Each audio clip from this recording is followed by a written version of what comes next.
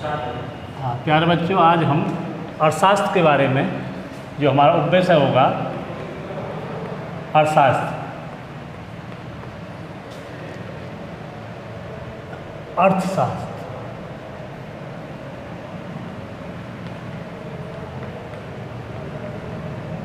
एक प्रथम अध्याय है,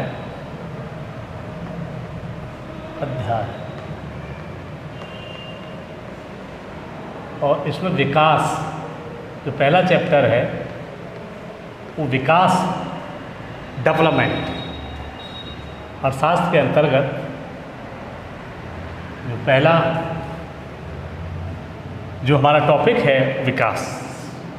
अब बात आती है कि किसी भी देश का जो SDI, ह्यूमन डेवलपमेंट इंडेक्स, मानवीय विकास सूचकांक, किस प्रकार से मेजरमेंट किया जाता है, किसी भी देश की प्रोग्रेस और उसकी वृद्धि, ग्रोथ, वो किस प्रकार की है, ये डिपेंड किया जाता है कि हमारे देश में जो एक विकासशील देश है, दो प्रकार के देश होते हैं, एक विकासशील और एक विकसित होते हैं। जितनी पश्चिमी कंट्री हैं वो विकसित कंट्री है, और पूर्वी कंट्रियों में अधिकतर जो होती हैं वो विकासशील। तो भारत एक विकासशील देश है, और इस देश के होते हुए, इस देश के जो वृद्धि दर है, जो भारत की जो प्रति व्यक्ति आय है, वो और देशों के मुकाबले, जो विकसित देशों के मुकाबले तो कम है। अब किसी भी देश की जो विश्व स्तर पर जो उसकी जो आय मापी जाएगी वो डॉलर के मुकाबले मापी जाएगी, क्योंकि डॉलर के हिसाब से किसी भी देश की आय को मापा जाता है। विश्व में सबसे कम जो अधिकतर नेपाल की प्रति व्यक्ति आय कम मापी जाती है। भारत का जो स्थान है वो 88 में है, और श्रीलंका का 76वें स्थान पर है। अब प्रति व्यक्ति आय कहते किसे? किसी भी देश की जो प्रति व्यक्ति आय उस देश की जनसंख्या से, प्रति व्यक्ति आय यानी संपूर्ण देश की जनसंख्या से उसकी जितनी भी पूरी राष्ट्रीय आय है, अगर उससे उसको भाग कर दिया जाए, डिवाइड कर दिया जाए, तो पर कैंडिडेट की इनकम निकल के आ जाएगी। तो जनसंख्या, जितनी जनसंख्या है और कितनी इनकम हुई है राष्ट्र को, किसी भी देश की जो राष्ट्रीय आय को कैसे मापते हैं? जब प्रति व्यक्ति आय तब निकलती है जब हम किसी भी देश की राष्ट्रीय आय निकालते हैं। और राष्ट्रीय आय कैसे निकालते हैं? एक GDP के द्वारा। जो GDP होती है, GDP,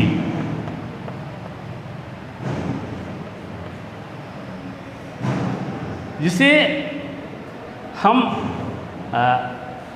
जो कहते हैं gross development product, gross development product, इसको हम सकल घरेलू उत्पाद कहते हैं। सकल घरेलू उत्पाद, सकल घरेलू उत्पाद,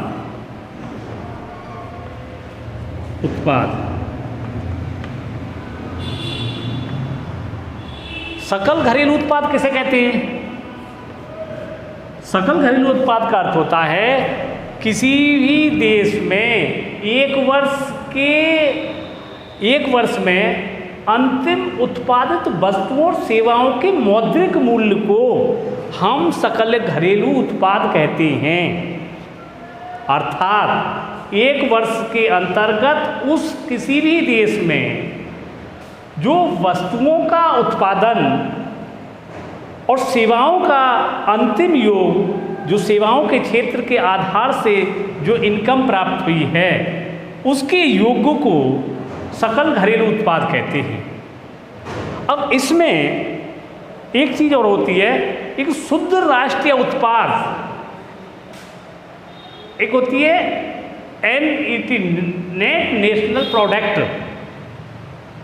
तो सकल घरेलू उत्पाद में से वो राशि घटा दी जाती है जो राशि किसी भी देश के जो विदेश में रहने वाले जो व्यक्ति होते हैं वो वहाँ की जो इनकम होती है वो उसमें नहीं जोड़ी जाती।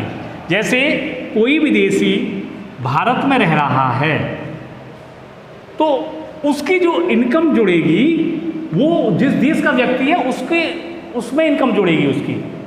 अगर कोई कैंडिडेट जो भारत के बाहर विदेश में रहकर सर्विस कर रहा है या कोई फैक्ट्री कंपनी है तो उसकी जो इनकम है वो उसमें जुड़ जाएगी भारत के उसमें। तो इस प्रकार से वहाँ से वो घटा दी जाएगी, जो भारत को में कोई व्यक्ति वो घटा दी जाएगी। तो इस प्रकार से शुद्ध राष्ट्रीय उत्पाद निकाली जाती है, शुद्ध राष्ट्रीय उत्पाद। अब ये बाजार के हिसाब से भी राष्ट्रीय आय निकाली जाती है, यानी बाजार मूल्य के आधार से भी कि मार्केटिंग सिस्टम जो है किसी भी देश में वो किस प्रकार का है। अब घरेलू बाजार में जो वस्तुएं होती हैं वो कैसे महंगी हो जाती हैं। देखिए, किसी भी देश का विकास डेवलपमेंट तब करता है जब किसी देश के निर्यात अधिक हों, निर्यात अधिक हो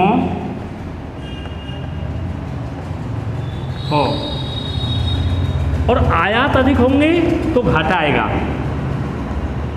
आयात अधिक हों तो घाटे की अर्थव्यवस्था होती है, घाटे की अर्थव्यवस्था।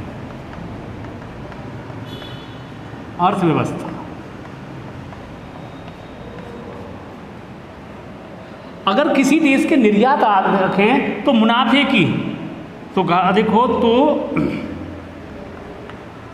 लाभ अधिक होगा, लाभ अधिक होगा।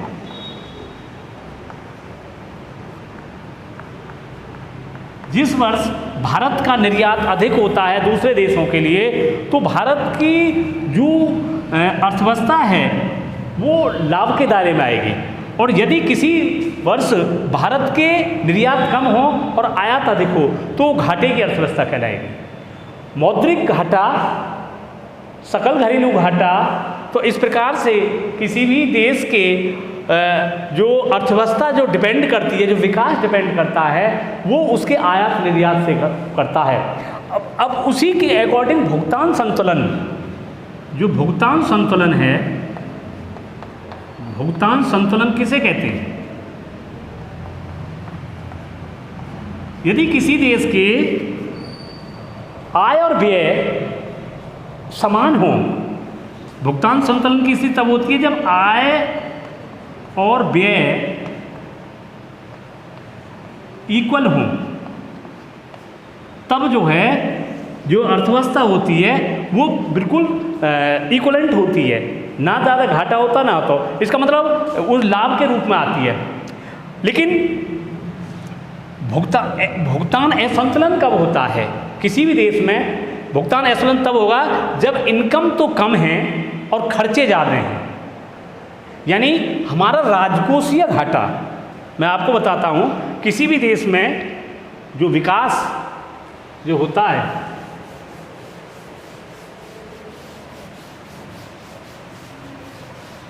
तो हमारे देश की जो प्रति व्यक्ति आय है वो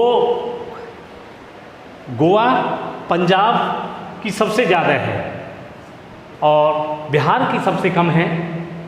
और इस प्रकार से भारत जो विकासशील देशों में उसकी जो GDP है वो इससे पहले अब की मतलब हिसाब से वो पहले 8% के करती, लेकिन आज जो भारत की जो GDP है, सकल घरेलू उत्पाद है, वो कम है क्योंकि घाटे की अर्थव्यवस्था चल रही है। जब कोई देश किसी विदेशी बैंक से या मुद्रा कोष से एक दीर्घकालिक ऋण लेता है तो उससे अगर ऋण नहीं जमा हो पाता है तो घाटे की अर्थव्यवस्था, यानी विकास जो है वो लोएस्ट में आएगा, यानी विकास ऊंचा नहीं जाएगा। अब विकास के अंतर्गत जो डिपेंड करता है कि किसी देश की जो जीवन संभावना है, जो उसका जो इंडेक्स है, इसके इंडेक्स को नापने के लिए होता है जो किसी भी देश का एसडीआई ह्यूमन डेवलपमेंट मानवीय विकास सूचकांक।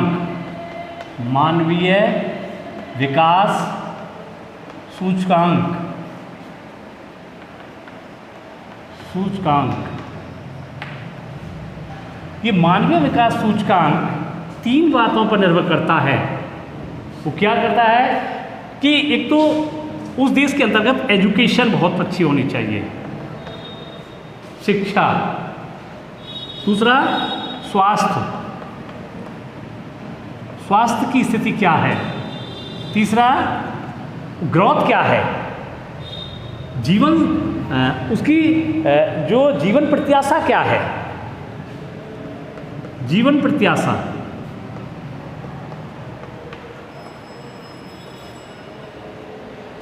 ये मानवीय विकास सूचकांक को इंडिकेट करते हैं किसी भी देश के, अगर ये चीज़ मतलब ग्रोथ कर रही है, इंक्रीजिंग कर रही है, तो अवश्य ही उस देश का जो ह्यूमन विकास है वो हाई लेवल का होगा।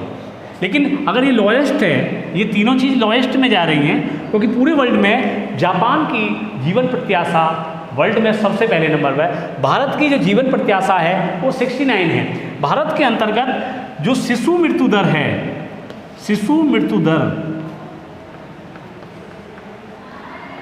मृत्यु दर वो अब तो कम है लेकिन पहले ज़्यादा थी।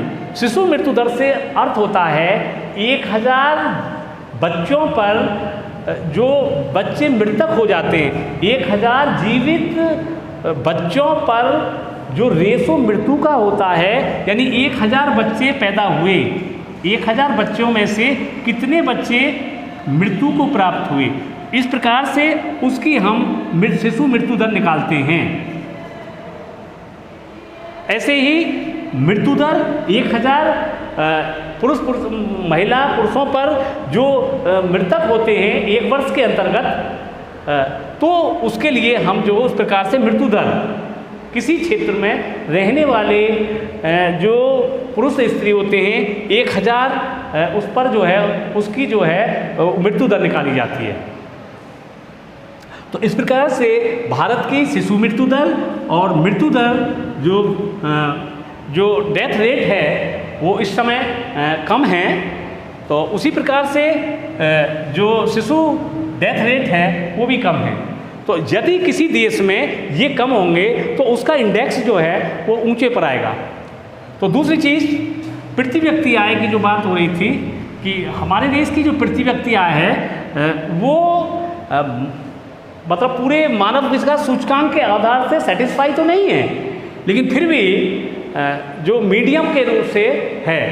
तो इस प्रकार से भारत का जो विकास सूचकांक है वो उसके शिक्षा, उसके जीवन, स्वास्थ्य पर निर्भर करता है। दूसरी चीज़ जो भारत के जो ग्रोथ का वो है, क्योंकि भारत का जो व्यापार है, व्यापार संतुलन है, वो घाटे का रहता है, क्योंकि भारत की जो टैक्सेशन सिस्टम्स है इंडिया में है वो भी एक अलग उस सिस्टम का है। जो भारत का जो राजस्व प्राप्तियां हैं, राजस्व प्राप्तियां वो उसके अकॉर्डिंग राजस्व प्राप्तियां कम होती हैं। यानी जो राजस्व का जो भारत के अंतर्गत जो प्राप्त होता है बजट के उसमें जो है टैक्स के रूप में जो आता है वो खर्च से कम है, अर्थात राजस्व घाटा आता है। जब राजस्व प्राप्तियां कम होंगी तो राजस्व घाटा होगा, राजस्व घाटा। तो इस प्रकार से हमारे देश के अंतर्गत जो अधिकतर जो बजट आता है वो राजस्व घाटे के रूप में आता है, तो जिससे विकास जो है वो कम हो पाता है, उससे जो पूर्ण रूप से सुविधाएं नहीं मिल पाती हैं। दूसरी चीज़, हमारे देश में जो कृषि है, जो डेवलपमेंट का जो है, जो बेरोजगारी, जो भारत के अंतर्गत रोजगार और बेरोजगार के बारे में, अब हमारे देश में जो ग्रामीण और जो वो शहरी, जो ग्रामीण क्षेत्र हैं उसके लिए और शहरीकरण के लिए, शहरीकरण इसके से अलग है। इसके लिए गांव में जो है 2400 कैलोरी जिसको प्राप्त होती है, वो व्यक्ति कैलोरी जो ऊर्जा प्राप्त होती है, और शहरों में 2100 कैलोरी प्राप्त करने वाले को गरीब नहीं कहा जाता, 2100 कैलोरी। लेकिन हमारे देश में ये कमी ही है, यानी शहर ग्रामीणों में 2400 कैलोरी सबको नहीं मिल पाती है, उसी प्रकार से शहरों में 2100 कैलोरी नहीं प्राप्त कर पाते, तो इस प्रकार से स्थिति जो है वो थोड़ी नाजुक बनी हुई है। दूसरी, हमारे देश के अंतर्गत कई प्रकार की बेरोजगारी पाई जाती है। भारत के अंतर्गत एक शिक्षित बेरोजगारी है, चक्रित बेरोजगारी है, मौसमी बेरोजगारी है, तो भारत के अंदर कई प्रकार की बेरोजगारी पाई जाती हैं।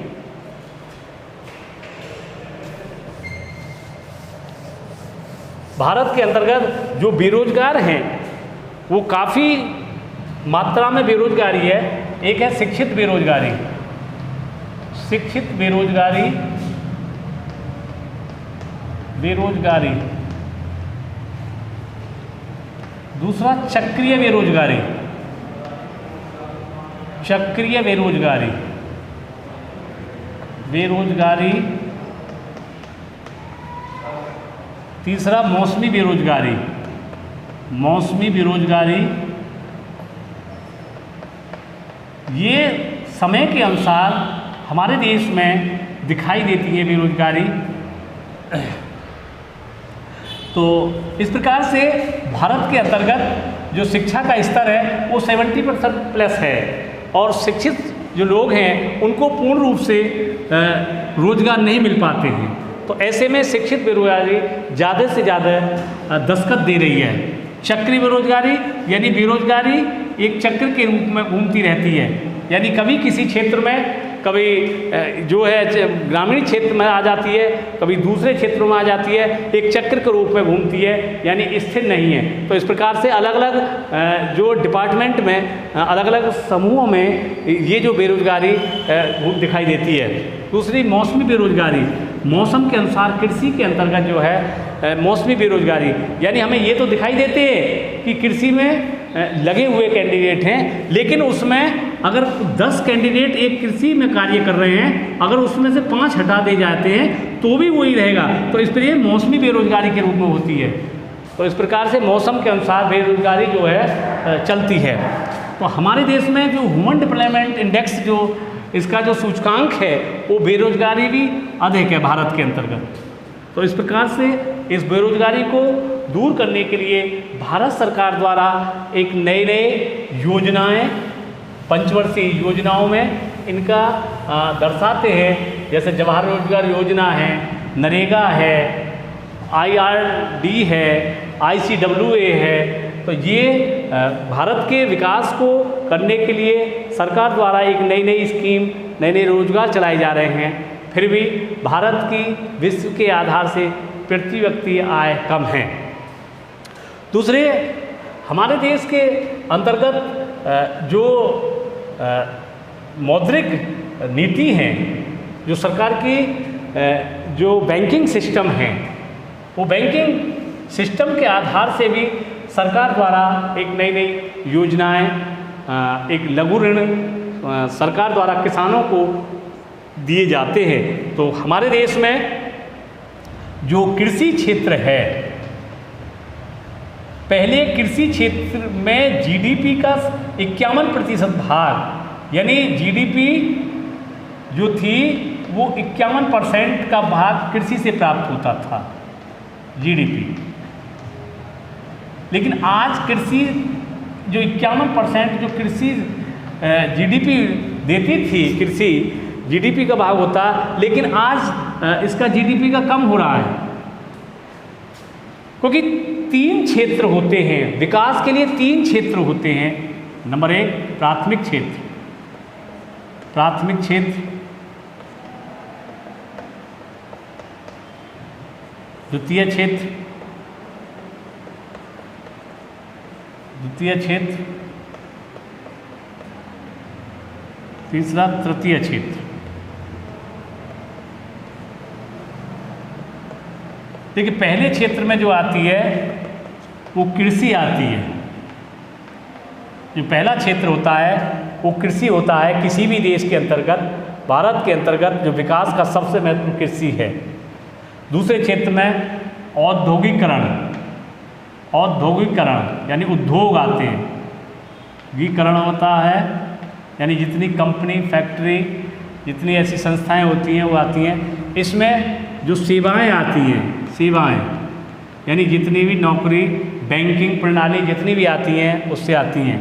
तो आज जो कृषि से जो 51% पहले जीडीपी प्राप्त होती थी, आज कृषि को छोड़कर जीडीपी जो डिपेंड करती है, आज जीडीपी जो डिपेंड करती है वो करती है आप सेवाओं से। यानी अब जीडीपी का सबसे महत्वपूर्ण जो पार्ट होता है अब जो है सेवाओं से होता है। इसमें बैंकिंग, रेलवे, जितनी भी कर्म जो नौकरशाही होती है वो सबसे ज़्यादा इनकम जो होती है ये इससे होती है। हमारे देश के अंतर्गत जो एक्साइज है, एक्साइज ड्यूटी है और कस्टम्स ड्यूटी है, और इससे सबसे ज़्यादा केंद्रीय उत्पादन शुल्क, सीमा शुल्क, और ये जो सेंट्रल डिस्ट्रिब्यूशन से जो होता है, और ये सेल टैक्स, ये सेंट्रल सेल टैक्स के द्वारा केंद्रीय बिक्री कर से सबसे ज़्यादा इनकम होती है। यानी भारत केंद्र सरकार द्वारा सबसे ज़्यादा जो टैक्स आता है वो केंद्रीय उत्पाद शुल्क, एक्साइज ड्यूटी जो होती है उससे सबसे, वो भारत की जीडीपी में सबसे ज़्यादा उसका भाग आता है।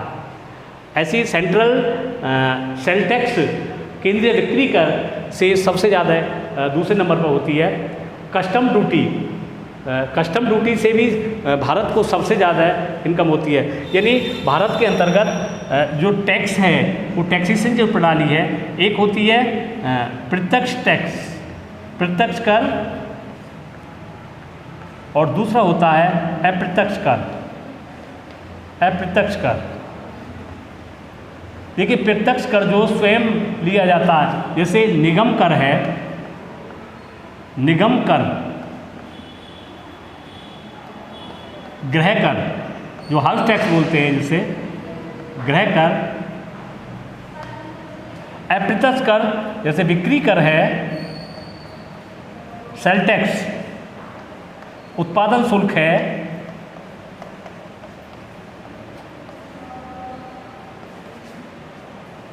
और ये कस्टम ड्यूटी है, कस्टम ड्यूटी,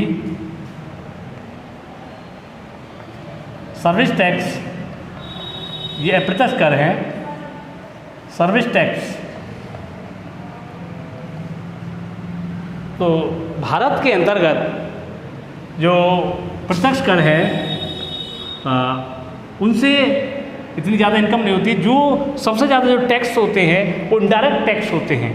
जो इनडायरेक्ट टैक्स होते हैं उनसे जो स्टार्टिंग में पहले वैट लगता था, जो राज्य जो थे वो वैट, वैल्यू एडिड टैक्स जो होता था वैट, लेकिन आज जो है वैट की जगह जीएसटी आ गई है, जीएसटी,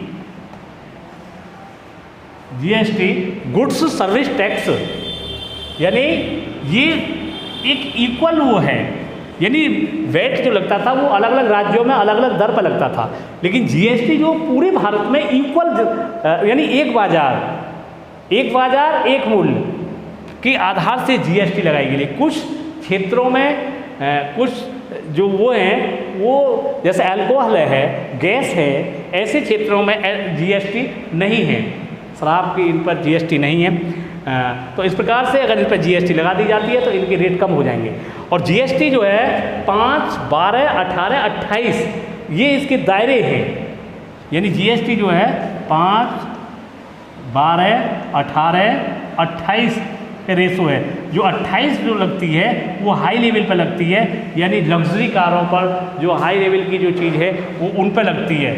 अब इसमें जो है इसको कंपनसेशन जो राज्यों की क्षतिपूर्ति के लिए जीएसटी यानी केंद्र सरकार द्वारा, क्योंकि ये जो आता है वो एक कर है तो इससे राज्यों को कुछ क्षति है और इसकी पूर्ति के लिए केंद्र सरकार उनको बार बार वो कहती है। तो इस प्रकार से ये टैक्सेशन प्रणाली के द्वारा भी किसी भी देश का वो विकास किया जा सकता है, क्योंकि वर्ल्ड के अंतर्गत जो टैक्सेशन प्रणाली है और भारत में विशेषकर 1860 ईस्वी में टैक्स प्रणाली प्रारंभ की। 1860 ईस्वी में विल्सन ने पहले टैक्स प्रणाली प्रारंभ की थी। तो इस प्रकार से भारत के अंतर्गत जो हमारे जो क्षेत्र हैं ये इन क्षेत्रों से सबसे ज़्यादा विकास होता है किसी भी देश के लिए। तो प्राथमिक क्षेत्र में कृषि आती है, द्वितीय क्षेत्र में उद्योगों के क्षेत्र से सबसे ज़्यादा टैक्स आता है, क्योंकि जितनी भी बड़ी कंपनियां हैं, शेयर होल्डर से हैं, बॉन्ड से हैं, प्रतिभूति हैं, तो उनसे सबसे ज़्यादा इनकम होती है। सेवा क्षेत्र से भारत को सबसे ज़्यादा इनकम होती है, इनसे सबसे ज़्यादा टैक्स आता है, जिससे किसी भी देश की सरकार चलानी संभव होती है। तो इस प्रकार से ये हमारे देश के अंतर्गत ये विकास की प्रणाली है। और हमारे देश में जो प्रति व्यक्ति आय है वो ज़्यादा ऊंची नहीं है, नीची है। कुछ ही राज्यों में सबसे ज़्यादा केरल है, पंजाब है, गोवा है। तो ऐसे क्षेत्र जो है, ऐसे जो राज्य हैं उनकी प्रति व्यक्ति आय अधिक है। दिल्ली की प्रति व्यक्ति आय भी ठीक है, लेकिन कुछ राज्य ऐसे हैं जिनकी प्रति व्यक्ति आय बहुत ही कम है। तो ऐसे सोचनीय हैं, तो इसलिए जो विकास का सूचकांक है वो लोएस्ट पे आ जाता है। तो किसी भी देश के विकास के लिए सबसे ज़्यादा जो आवश्यक है वो वहाँ का प्राइवेटाइजेशन। अब हमारे यहाँ जो है वो सार्वजनिकरण है। यहाँ जो भारत की जो अर्थव्यवस्था है वो मिश्रित अर्थव्यवस्था है, और अधिकतर देशों की जैसे अमेरिका है वो कैपिटलिज्म है, पूंजीवाद की अवस्था है, निजीकरण के रूप में है। लेकिन भारत के कुछ क्षेत्रों को निजीकरण के उसमें लाने की कवायद चल रही है, जिससे कि जो प्राइवेट सेक्टर के द्वारा वो ज़्यादा से ज़्यादा वर्कर जो है वो काम करते हैं, लेकिन गवर्नमेंट में आकर यानी जो सार्वजनिक में आकर वो कार्य करने में अक्षम होते हैं, कार्य नहीं करते हैं। इसलिए सरकार ज़्यादा से ज़्यादा एजुकेशन को भी, रेलवे को और डिपार्टमेंट को भी प्राइवेटाइजेशन, कुछ पार्ट प्राइवेटाइजेशन के रूप में ला रही है, क्योंकि सरकार का जो हिस्सा होता है किसी भी उसमें जो सरकारी विभाग में होता है वो 51% होता है। यानी बैंकों में भी अगर उसके जो शेयर हैं किसी कंपनी के और वो गवर्नमेंट उन्हें जो है वो बेच सकती है, जिसे हम प्राथमिक बाजार कहते हैं। प्राथमिक बाजार में वो शेयर आते हैं बेचने के लिए, जो कंपनी है बड़ी बड़ी कंपनी प्राथमिक बाजार वो होते हैं। तो इस प्रकार से शेयरों के माध्यम से भी सरकार अपने डिपार्टमेंट के शेयर उसे प्राइवेट को सेल कर बेच देती है, जिससे कि सरकार को उत्साह इनकम होती है। तो द्वितीय बाजार, प्राथमिक बाजार उसी प्रकार के प्राथमिक और द्वितीय बाजार होते हैं। और जो किसी भी देश की अर्थव्यवस्था को ऊंचे स्तर पर लाने के लिए जो बैंक हैं वो रेपो दर, रिवर्स रेपो दर के माध्यम से भी उसको कर सकती है। यदि किसी भी बैंक की रेपो दर, रिवर्स रेपो दर बैंक रिजर्व बैंक घटा देता है तो उसकी जो मुद्रा का मूल्य है वो कम हो जाता है। ऐसे ही रेपो दर, रिवर्स रेपो दर अगर बढ़ा दी जाती है तो उसकी मुद्रा का मूल्य महंगा हो जाता है। तो इस प्रकार से मैंने इकोनॉमिक्स में विकास के बारे में ये बताया, अगले चैप्टर में कराएंगे। धन्यवाद।